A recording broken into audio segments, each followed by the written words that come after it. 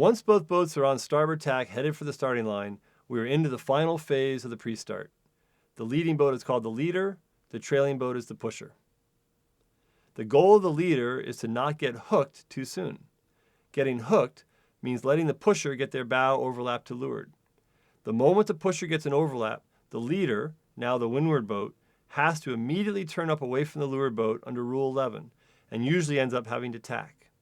If there is contact in the first couple of seconds after the overlap, the pusher may get the penalty for not initially giving the leader room to keep clear under Rule 15. But if the leader delays turning away even for a second, she may get the penalty for not keeping clear. This is another of the most common fouls in the pre-start. The goal of the pusher is to not get locked too soon.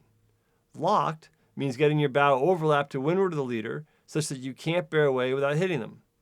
You are locked to windward of them. If you get locked too soon, as this boat did, you may have trouble getting to the starting line. Other times, both boats are getting near the pin and the pusher is happy to get locked, as this boat was, so they can tack away when they choose to start. The game of leading and pushing then is a game of the leader trying to slow the boats down while trying to get the pusher locked prematurely, and the pusher trying to hurry the game up while trying to hook the leader as early as possible. That's why you see the pusher trying to get out of sync with the leader. When the leader goes down, the pusher goes up, and when the leader comes up, the pusher goes down, etc. Finally, the boats will arrive at the line, usually too early to start, and they will end up becoming overlapped. Usually the boat on the right wins the right side of the course and vice versa. So, if you are pushing and want the right, then you will want to get locked to windward of the other boat when about halfway down the line, so you can then tack and start on port.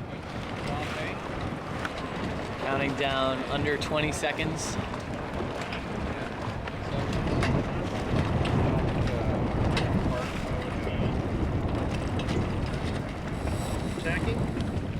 So Canfield bears away, Dellenbaugh tacks.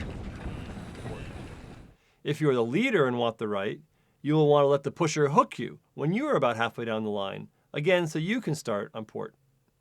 This move of getting to the other boat's right near the line is called shifting right. And when to shift right is another huge decision that you'll need to make. Do it too soon, and you may have trouble getting a good start.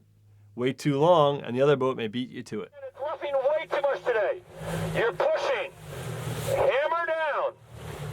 You got 20 seconds to go. Keep pushing. If she tacks, you put your bow down and start. Okay, bow down and bear off. Easy, smooth. Build speed. Count it down. There are basically 4 patterns the boats will start a match race in.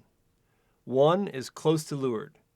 Here, the windward boat will not be able to live all the way to the port ley line of the windward mark, and will have to tack away before then. This is a good start for the leeward boat in light air, or if the left is favored. It's also a decent start for the windward boat if the right is favored. Another is windward with a gap.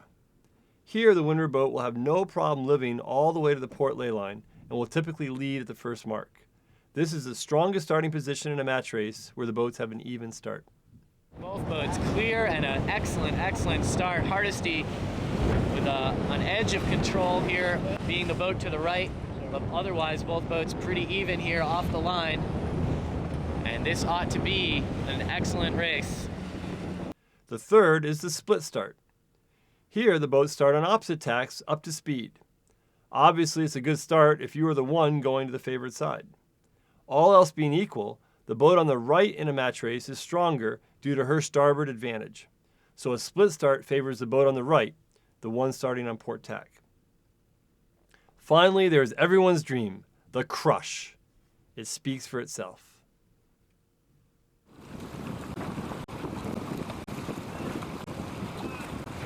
8, 7, 6,